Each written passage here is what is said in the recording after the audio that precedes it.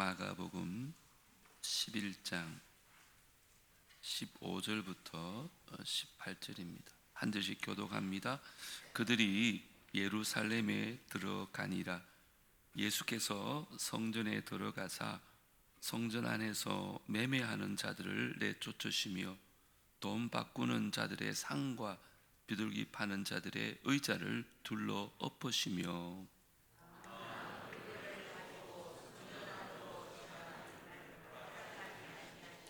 이에 가르쳐 이르시되 기록된 바 내 집은 만민이 기도하는 집이라 칭함을 받으리라고 하지 아니하였느냐. 너희는 강도의 소굴을 만들었도다 하시매 대제사장들과 서기관들이 듣고 예수를 어떻게 죽일까 하고 꾀하니 이는 무리가 다 그의 교훈을 놀랍게 여김으로 그를 두려워함일러라. 아멘. 한 가지 양해를 좀 구하려고 합니다. 제가 처음에 말씀을 준비할 때는 정말 십자가를 묵상하고 마지막 금요일은 부활에 대한 설교를 다 준비했다가 그때는 현수막을 처음 만들었을 때 그런 의미에서 십자가를 지나 부활의 영광으로 했었는데 말씀을 준비하는데도 계속 하나님께서 마음을 주시지 않아서 급하게 좀 오늘 주보 보시면 고난주간에 묵상할 말씀이 있잖아요.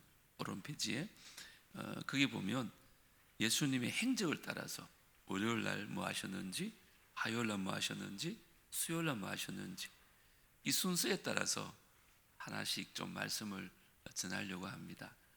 그렇게 양해해 주시면 고맙겠습니다. 오늘은 예수님께서 예루살렘에 입성하신 후에 성전에서 장사꾼들을 내어 쫓는 장면이 나옵니다. 소위 말하는 성전을 정화시키는 예수님이십니다. 오늘 본문을 보시면 참 굉장히 충격적이고 또 과격하기까지 한 모습입니다. 예수님이 어떻게 이렇게 과격한 적이 있을까? 이처럼 분노하며 자신을 극적으로 드러내신 적이 있을까? 그렇게 생각될 만큼 굉장히 격분하는 모습을 볼 수 있습니다. 그동안 예수님께서 보여주신 이미지는 이런 게 아닙니다. 굉장히 부드러웠고 아주 절제되셨고 사랑이 많고 온유한 모습이셨습니다. 그런데 오늘 성경을 보시면 다소 충격적이라고 할 만큼 굉장히 과격한 행동을 하십니다. 상인들에게 소리를 막 지르시고 거기에 놓여있는 상과 의자를 다 둘러엎으십니다. 물론 대단히 화가 나신 모습이라 그렇게 생각할 수 있겠지만 어떻게 보면 예수님에게 이런 모습이 있었던가 생각할 만큼 등골이 오싹해지는 그런 장면이 나옵니다.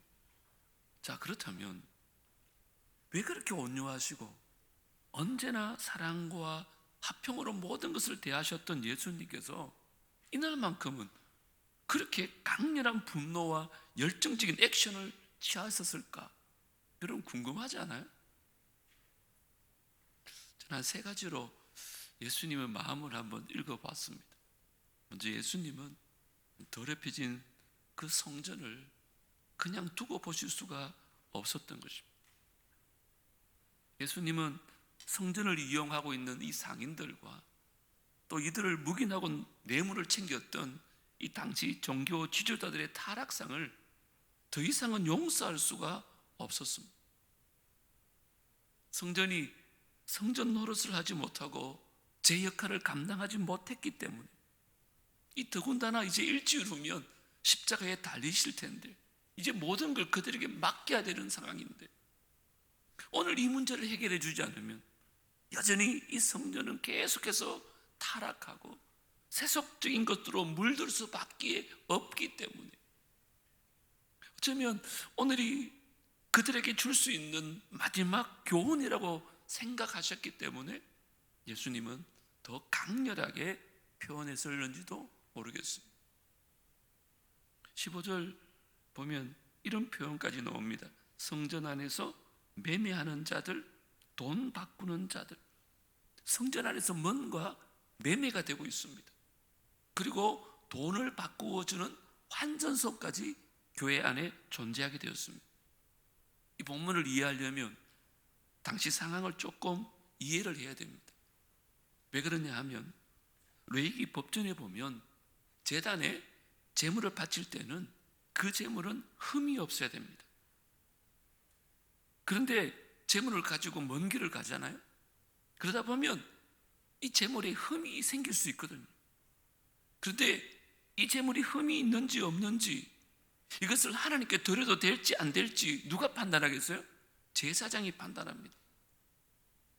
이것은 하나님께 드려도 좋겠습니다 하면 통과, 이건 안 됩니다, 퇴짜입니다 하면 다시 돌아가야 돼요. 그 먼 길을 집에 가서 흠없는 것들 다시 가져와야 돼요. 근데 또 빠꾸 당하면 또 가야 돼요. 얼마나 번거로운지 몰라요. 이렇게 합격 여부들이 제사장 손에 달린 거예요. 그러니까 제사장에게 합격을 받으려면 좀 다소 비싸더라도 사람들은 제사장이 인정하는 물건을 살 수밖에 없었다는 거예요. 그러니까 물건을 파고 사는 상인들이 교회 안에 생긴 것 뿐만 아닙니다. 이스라엘 나라에는 남자가 20세가 되면 의무적으로 성전세를 바칩니다. 반세계를 드리는데요. 그런데 유대인들은 이방인들을 부정하다고 생각했습니다. 그래서 그들이 거래하는 화폐조차도 하나님 앞에 드릴 수가 없었던 거예요. 그렇기 때문에 성전세를 내려면 자기들이 가지고 있는 돈을 거룩한 돈이라고 생각하는 히브리 화폐로 바꿔야 돼요. 그래서 할 수 없이 환전소가 필요했던 거죠. 자, 보세요. 성전 안에서 재물을 사기 위해서 장사하는 사람이 있고, 또 성전세를 내기 위해서 거룩한 돈으로 바꿔야 되는 환전소가 있다는 것, 그 자체는 따지고 보면 그렇게 나쁜 일은 아닌 것 같아요. 그렇지 않아요? 처음에는 분명히 성도들의 편의를 돕기 위해서 좋은 동기에서 시작했을 수도 있습니다. 너무 번거로우니까 이렇게 드리자. 그런데 이게 계속 반복되는 과정 가운데 이익이 생기기 시작하는 거예요. 처음에는 순수하게 성전세를 내기 위해서 돈을 바꿔주는 아주 좋은 목적에서 시작했는데, 이게 시간이 막 지나면서 이 돈을 바꿔주는 사람들이 환전해 줄 때 윗돈을 받기 시작하는 거예요. 이자를 자꾸 늘리는 거예요. 그러면서 더 욕심이 나니까 서로 짜고서는 더 높은 이자를 받기 시작하고, 더 많은 돈을 벌기 위해서 인간의 이기심과 탐욕이 결국은 예배보다 더 중요한 수단이 되어진 거예요. 성전은 순수해야 되는데, 성전은 원래의 목적에서 벗어나지 않아야 되는데, 지금은 인간의 이기심과 탐욕이 예배를 지배하고 있고 성전을 지배하게 되었던 것입니다. 그리고 성전에서 물건을 바꿔주는 사람들이 장사를 하기 시작해요. 조금 전에 말씀드렸지만 먼 곳에서 재물을 드릴 양이나 짐승을 끌고 오다 보면 흠이 생기잖아요. 그래서 윗돈을 좀 더 받고 깨끗한 짐승으로 바꿔주는 거죠. 여러분, 그런데 이게 점점 심해지니까 아예 제사장하고 짜는 거예요. 그래서 성전에서 물건을 파는 사람이 생겼고, 거기서 사지 않으면 제사장이 늘 불합격을 판정하는 거예요. 결국 제사에는 관심이 없고 제밥에 신경을 쓰고 사람들의 눈은 모두 이익에 충혈되어 있는 모습을 주님이 보신 거죠. 예수님께서 이런 과정을 다 알고 계셨다면 순수한 목적을 잃어버리고 욕심과 탐욕이 지배하는 성전을 보시면서 예수님께서 어찌 분노하지 않을 수 있겠느냐는 거예요. 하나님의 거룩한 성전이 지금 인간들의 방법으로 운영되어 있고 완전히 세속화되고 말았던 거죠. 이것을 예수님은 뭐라고 표현했는지 17절 같이 한번 읽어보겠습니다. 17절 시작. 이에 가르쳐 이르시되 기록된 바 내 집은 만민이 기도하는 집이라 칭함을 받으리라고 하지 아니하였느냐? 너희는 뭐요? 강도의 소굴을 만들었도다. 거룩한 성전을 너희들은 강도의 소굴로 만들었다, 이렇게 표현합니다. 예수님께서 분노하신 포인트는 바로 여기 있습니다. 그냥 그날 있었던 어떤 기분 나쁜 사건 때문에 분노한 게 아닙니다. 이미 깊은 뿌리처럼 그 많은 과정들 예수님께서 다 알고 계셨기 때문에 분노하셨던 것입니다. 하나님의 거룩한 성전이 인간들에 의해서 종교적 명목으로 그 하나님의 이름만 걸어놓고는 더럽혀지는 것을 주님은 더 이상 두고 볼 수가 없었습니다. 그래서 당신의 죽음이 얼마 남지 않은 시점임에도 불구하고 더 분노하며 성전을 청결하기를 원하셨던 것입니다. 자, 그런데 여러분, 오늘 이 시대는 어떨까요? 좀 더 구체적으로 우리 교회는 어떨까요? 오늘 이 시대에도 하나님의 이름을 걸어놓고 성전을 더럽히는 자들이 참 많습니다. 성전 안에서 하나님의 이름을 높이는 사람들보다 자신의 이름을 높이기 위해서 하나님을 이용하는 사람들이 많습니다. 저도 이 부분에 대해서는 예외가 아닐 것입니다. 얼마나 많은 목회자들이 주님께 돌아갈 영광을 자기 것으로 가로채는지 모릅니다. 뿐만 아니라 세상적으로 좀 가진 사람이 등록하면 교회는 막 환영하고 반기며 기뻐하지만 소위 노숙자 같은 사람 등록하면 얼마나 무시하는지, 그런 모습들이 교회 안에 얼마나 많은지 모릅니다. 여러분, 성전은 결코 인간의 수단이 되어서는 안 됩니다. 만약에 성전이 자기 사리 사욕을 수단으로 사용하는 자가 있다면 아마 주님은 오늘 본문의 말씀처럼 분명히 그들은 분노의 대상이 되어줄 것입니다. 성전을 시장으로 만들어서 인간들의 부를 위한 수단으로 사용할 때 성전의 주인이신 예수님께서 분노를 일으키시고 온 힘을 다해서 성전 정화 작업을 임하셨던 것입니다. 이것은 오늘 시대 우리에게 또 교회에게 경고하시는 주님의 메시지일 수도 있습니다. 우리도 저도 조심해야 됩니다. 성전을 내 이익의 도구로 사용하면 안 됩니다. 그것이 종교를 타락하게 만드는 것이고 그것이 성전을 타락하게 하는 것입니다. 그것은 하나님을 비참하게 하는 것이고 우리를 비참하게 하는 것이 되어질 것입니다. 예수님께서 분노하신 첫 번째 이유가 바로 이 더럽혀진 성전을 그냥 두고 볼 수가 없었어요. 그래서 하나님 예수님께서 분노하신 거죠. 두 번째, 왜 이렇게 분노하셨을까? 제 생각에는요, 예수님은 그 세상적 가치가 교회 안에 자리 잡는 것을 원치 않으셨던 것 같아요. 우리 15절을 다시 한번 읽겠습니다. 시작. 그들이 예루살렘에 들어가니라. 예수께서 성전에 들어가사 성전 안에서 매매하는 자들을 내쫓으시며 돈 바꾸는 자들의 상과 비둘기 파는 자들의 의자를 둘러 엎으시며 내쫓으시고 의자를 둘러 엎으시며 굉장한 액션이 크죠. 여러분, 왜 그랬을까요? 그냥 말로 하실 수도 있잖아요. 그냥 경고하고 혼을 낼 수도 있잖아요. 근데 왜 이렇게 과도한 행동을 했을까요? 그것은 범죄의 원인을 근본적으로 뿌리째 뽑기 위해서 먼저는 이 범죄자들을 성전 밖으로 내쫓으실 필요가 있었던 것 같아요.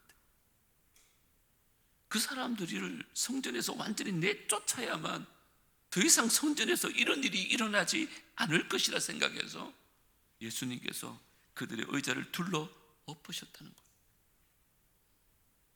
현대 신학의 아버지라고 불리는 슐라이어 마흐라는 사람이 이 부분을 이렇게 주석을 했어요. 그리스도는 성전을 폐하러 오신 것이 아니라 성전을 성결케 하고 완성케 하러 오셨으므로 그분의 열심은 사람들에게 세속적인 생각과 걱정의 근원이 될 만한 모든 것들을 만다고요, 제거해 버리시는데 최선을 다했다. 이 본문을 이렇게 주석해요. 무슨 말일까요? 사람들은 돈 때문에 걱정하고 돈 때문에 근심하고 돈 때문에 싸우고 분쟁하잖아요. 그러한 세상의 가치가 지금 성전에까지 들어온 것을 보셨다는 거예요. 그래서 주님이 분노하셨다는 거예요. 여러분, 우리가 세상에서 싸우는 주된 이유가 뭐예요? 주로 돈 때문에, 권력 때문에, 명예 때문에. 우리가 그런 것 때문에 싸우잖아요. 우리가 그런 것 때문에 걱정하잖아요. 우리를 걱정하게 하고 우리 마음을 갈라놓는 그런 것들이 지금 교회 안에까지 들어오는 것을 보시고는 우리 주님은 그걸 원치 않으신 거죠.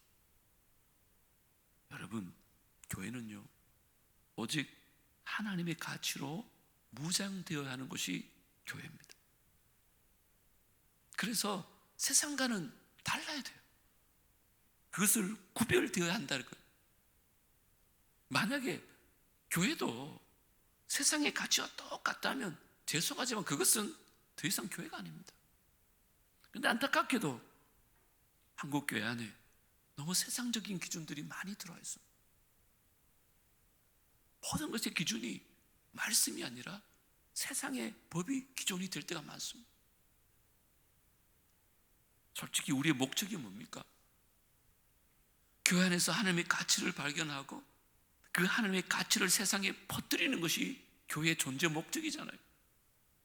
너희들은 그렇게 살지만 우리는 세상의 방식이 아니라 하나님의 방식대로 살 거야. 우리는 세상의 법이 아니라 하나님의 법으로 살아. 이것이 얼마나 행복한지 몰라.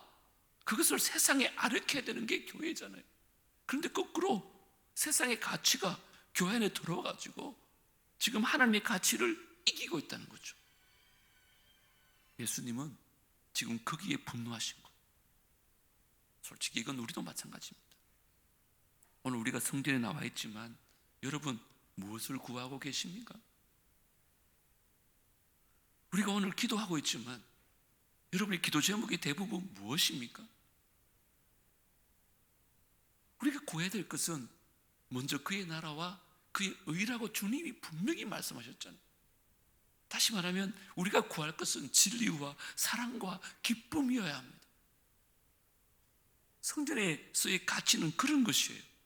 그런데 우리가 교회에 와 있으면서 우리가 하나님을 만났다고 하면서 성전에서 우리가 구하는 것이 세상적인 가치가 기준이 되어 구한다면 죄송하지만 그건 잘못된 기도고 잘못된 교회예요. 지난번 부흥의 강사 목사님 말씀한 게 이거잖아요. 성전 안에 그 세상적 가치가 가득하다면 그 성전은 주님의 진노를 살 만한 성전이 될 수밖에 없다는, 날마다 하나님의 선하시고 기뻐하시고 온전한 뜻이 무엇인지 그것을 구해야 돼요. 특별히 중직자들은. 그래서 하나님이 기뻐하시는 교회가 어떤 교회인지 고민하면서 그 교회로 만들어 가셔야 돼요. 제가 물질이나 건강을 구하지 말라는 뜻이 아닙니다. 물질을 구하되 정직한 물질을 구하세요. 건강을 구하되 하나님의 영광을 위해서 구하십시오. 저는 우리 교회가 오직 하나님의 가치를 찾아 발견하고 그 행복과 사랑의 가치를 세상에 전할 수 있는 귀한 교회 될 수 있게 되기를 주 이름으로 축복합니다. 그 일에 여러분들이 앞장서 주셔야 됩니다. 마지막으로 예수님께서 왜 이렇게 분노하셨을까? 예수님은 그 성전의 기능이 목적대로 회복되기를 원하셨던 것 같아요. 그게 뭘까요? 만민을 위한 기도의 집이 되기를 원하셨어요. 17절 같이 읽겠습니다. 시작. 이에 가르쳐 이르시되 기록된 바 내 집은 만민이 기도하는 집이라 칭함을 받으리라고 하지 아니하였느냐. 그런데 너희는 강도의 소굴을 만들었도다. 여러분, 너무 당연한 얘기인데 교회는 누구든지 와서 자기의 답답한 심정을 아버지께 호소하는 것이 교회입니다. 문제와 갈등으로 와 우왕좌왕하는 사람들이 그 문제를 다 내놓고 아버지께 호소할 수 있는 것이 교회입니다. 병든 몸, 상한 마음, 그 고달픈 영혼들이 찾아와서 엎드림으로 아버지의 능력으로 치유함을 받는 것이 성전입니다. 수고하고 무거운 짐진 사람들이 아버지 집에 찾아와서 그 무거운 짐을 다 내려놓고 평안과 쉼을 얻는 것이 교회여야 합니다. 절망과 낙심과 좌절할 수밖에 없는 그 인생의 길을 그 사람들이 아버지께 기도함으로 말미암아 절망이 변하여 소망이 되어지고, 낙심이 변하여 용기가 되어지고, 좌절이 변하여 새 힘을 얻는 곳이 성전이어야 합니다. 여러분, 성전은 이렇게 기도하는 것이고, 성전은 영혼을 구원하는 곳이어야 됩니다. 다른 목적을 가지고 있으면 안 됩니다. 그런데 하나님과 만나는 통로가 되어야 될 그 거룩한 장소를 돈이나 탐하는 강도의 소굴로 만들었다고, 그것 때문에 주님은 책망을 하신 것이죠. 유럽 여행 가보신 분들 보셨겠지만, 유럽에 가면요, 수백 년 동안 걸쳐서 지어진 거대하고 아름다운 교회들이 참 많습니다. 정말 그 교회당 자체가 예술적 걸작품이라고도 간이할 정도로. 하지만 지금 그곳은 복음을 전하고 주님을 예배하는 곳이 아니라 관광지가 되어버렸습니다. 그런데 여러분, 1000년 전에 이 성전을 지은 사람들은 어떤 생각으로 그 건물들을 지었을까요? 이 교회가 관광지가 되었으면 좋겠다, 그런 마음으로 지었을까요? 그렇지 않을 것입니다.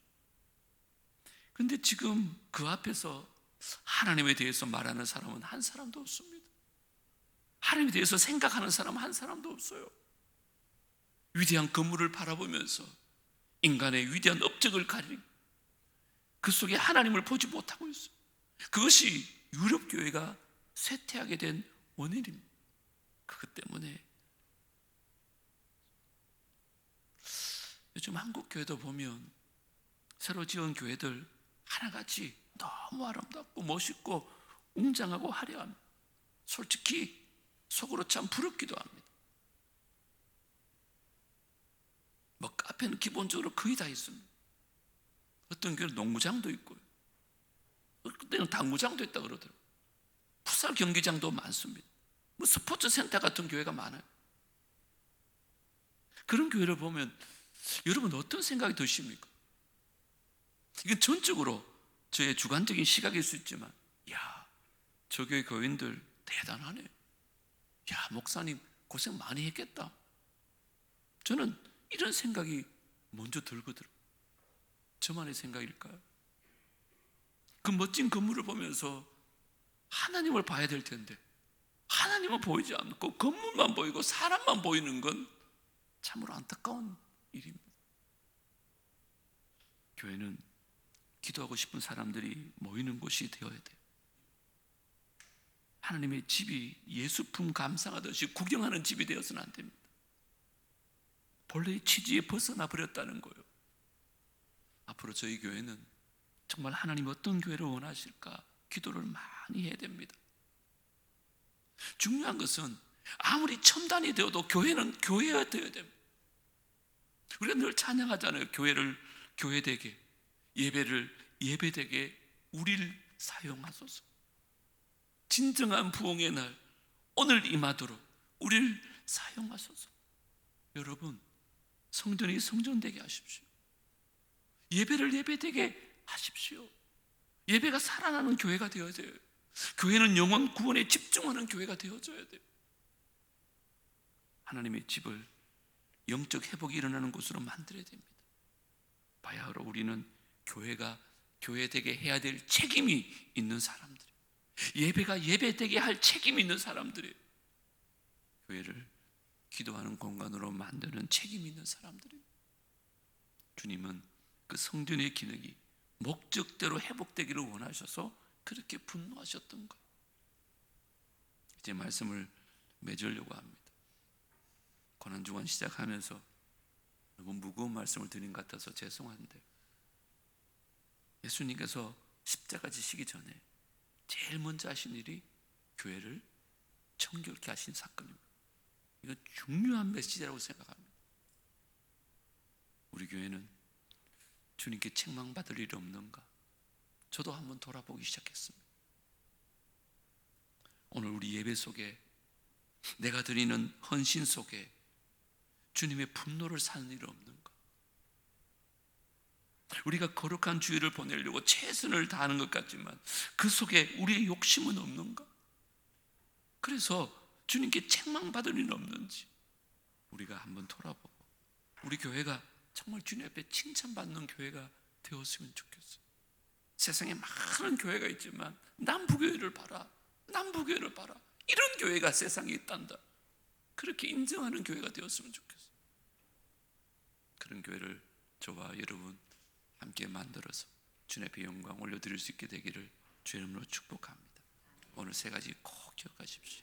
예수님이 분노하신 이유, 더럽혀진 성전을 그냥 두고 볼 수가 없었어요.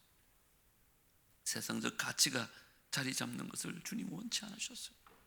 성전의 기능이 목적대로 회복되기를 원하셨어요. 오늘 우리 교회가 이런 교회 될 수 있기를, 이런 성도 될 수 있기를 다시 한번 주의 이름으로 축복합니다. 찬양하십시다. 주오 우리 순서지 제일 뒷면에 보면 이번 한 주간 십자가의 전달자라는 찬양을 부르고 통성으로 한번 기도하기를 원합니다.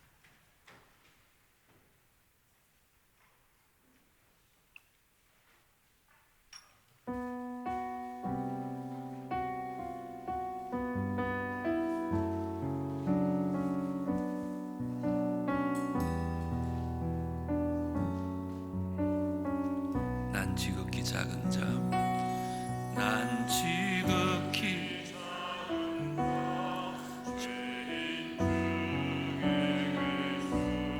무익한 나, 간절한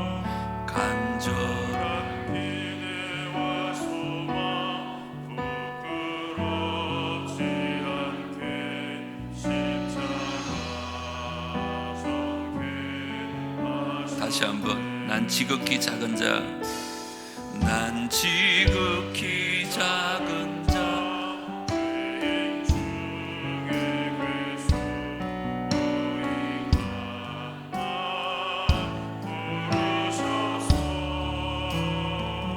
간절한 기대와 부끄럽지 않게 십자가 전케 어디든지 가리라, 어디든지 가리라. 주 위에 서라면 나는 전하리 그 십자가, 내 몸에 밴 십자가, 그 보혈의 향기 온 세상 채울 때까지 살아도 주를 위해, 살아도 주를 위해, 죽어도 주를 위해, 살아 죽으나 난 주의 것. 십자가의 능력, 십자가의 소망, 내 안에 주만 사시. 살아도 주를 위해, 살아도 주를 위해, 죽어도 주를 위해, 사나 죽으나 난 주의 것. 십자가의 능력, 십자가의 소망, 내 안에 주만 사시는 것. 난 지극히 작은 자, 죄인 중에 개수 무익한 주셔서 간절한 기대와 소망 부끄럽지 않게 십자가 전개하셨네. 내 사랑 나의 십자가. 이 시간에 들은 말씀을 놓고 기도하십시다. 우리 몸된 교회가 정말 주님의 책망거리가 없는지, 나 자신이 주님 앞에 책망거리가 없는지. 저도 강대상에서 이 말씀 전할 자격도 없다고 생각합니다. 다시 나 자신을 돌아보기를 원합니다. 우리 자신을 좀 돌아보십시다. 특별히 우리 장로님들, 우리 안수 집사님들, 우리 권사님들, 교회 중직자로서 내가 교회를 향한 마음이 어떤 마음인지, 내가 무엇을 구하고 있는지 돌아보시고, 이번 고난주간 한 주간만큼이라도 주님 앞에 우리의 마음을 정결케 해달라고, 우리 교회를 정결케 해달라고, 주님의 기쁨이 되게 해달라고. 주님이 나를 위해 십자가에 죽으셨는데 나도 이제 주를 위해 살게 해달라고 우리 주님 한번 부르고 통성으로 기도하신 후에 각자 기도하겠습니다. 주여